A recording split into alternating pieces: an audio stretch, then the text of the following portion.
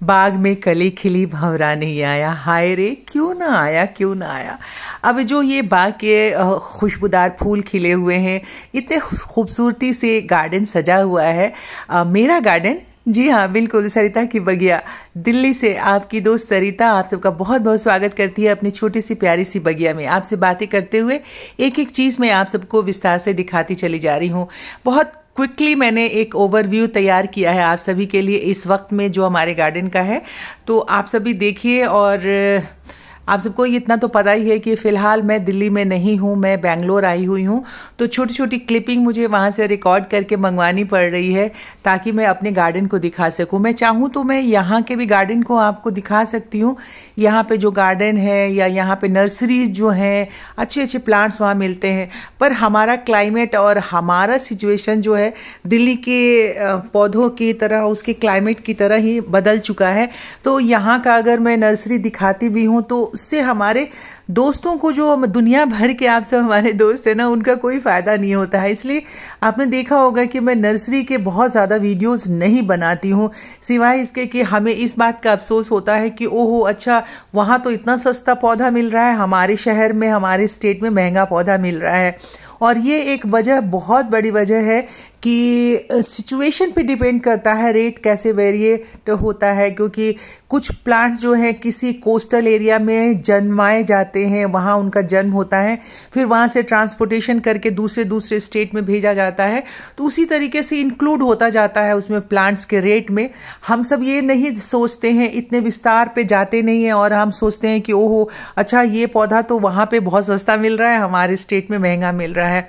तो हमें हर चीज़ के हालात को देखते हुए ही इस सारी चीज़ों पे ध्यान और गौर करने की ज़रूरत होती है। चलिए आप सब गौर कर रहे हैं, देख रहे हैं।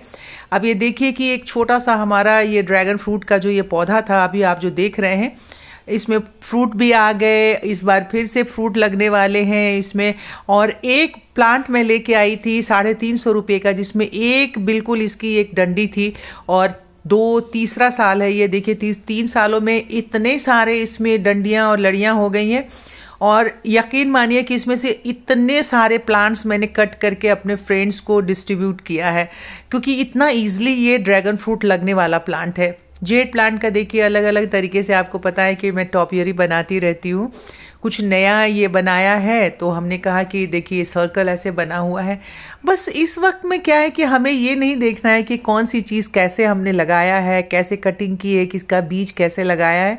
बस हमें इस वक्त में, ये जो मार्च का महीना ख़त्म होता है, अप्रैल शुरू होता है ना, इस वक्त में जो बहारों के दिन में जो हमारे गार्डन में बहार आ जाता है ना, हम उसे ही निहारते हैं, उसे ही देखते हैं। धीरे धीरे मौसम चेंज होता जाएगा, सब में जितने भी छोटे पौधे लगाए हैं सब में फूल आ जाएंगे, सारे पौधे मैच्योर हो जाएंगे, सब में अच्छी हरी भरी पत्तियां आ जाएंगी। इस तरह से करते हुए आपका गार्डन जो है इस वक्त खूबसूरती के शबाब पे होता है बिल्कुल। तो हमें इस वक्त में सिर्फ इन्हीं सारी चीज़ों को देखना है, जानना है, और अगर किसी ख़ास पौधे की देख रेख के बारे में जानना है तो हम उसे गूगल से सर्च कर सकते हैं। अब ये देखिए कि समय समय पर बनाया गया प्लांट जो है, जब उसका सीज़न आता है ना, उस वक्त में वो इतना खूबसूरत लगता है। इस कैक्टस को देख रहे हैं, इसमें मल्टीपल कलर आ गया है। ये सारे जेड के प्लांट हैं, इतने अच्छे से अब इसमें पत्तियां वगैरह निकल रही हैं। जितने भी मेरे ट्रे गार्डनिंग मैंने की है, सब बहुत खूबसूरत लग रहे हैं, अच्छे से शेप अप हो गए हैं सारे के सारे। कुछ मैंने अभी ला करके इसमें बल्ब भी मंगवाया था ऑनलाइन, वो भी लगाया है। और ये सारे जो है मेरे सेरेमिक के पॉट में लगे हुए सारे ये प्लांट्स हैं जेड के। तो जब से मैंने यहाँ पे इसको जगह को चेंज किया है ना, अब यहाँ पे इसको पूरी धूप, जो 7-8 घंटे की धूप चाहिए, वो अब मिलने लगी है। और इस पे मैं समय समय पर छिड़काव कर रही हूँ नीम ऑयल का, और इसके साथ साथ प्याज के छिलके का रस जो तैयार करती हूँ उसको डाल करके, ताकि इसकी जो पत्तियां हैं, और एप्सम सॉल्ट मैं ज़्यादा यूज़ करती हूँ ग्रीनरी के लिए, पत्तों के गूदेदार होने के लिए, और उसमें हरा रंग जो है उसका निखर के आए, इसके लिए एप्सम सॉल्ट का मैं यूज़ करती हूँ।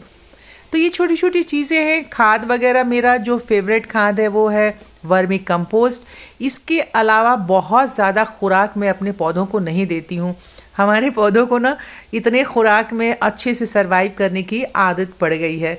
तो इसी तरीके से आप जिस चीज़ की आदत डालते हैं उसी तरीके से आपके पौधे बढ़ते हैं।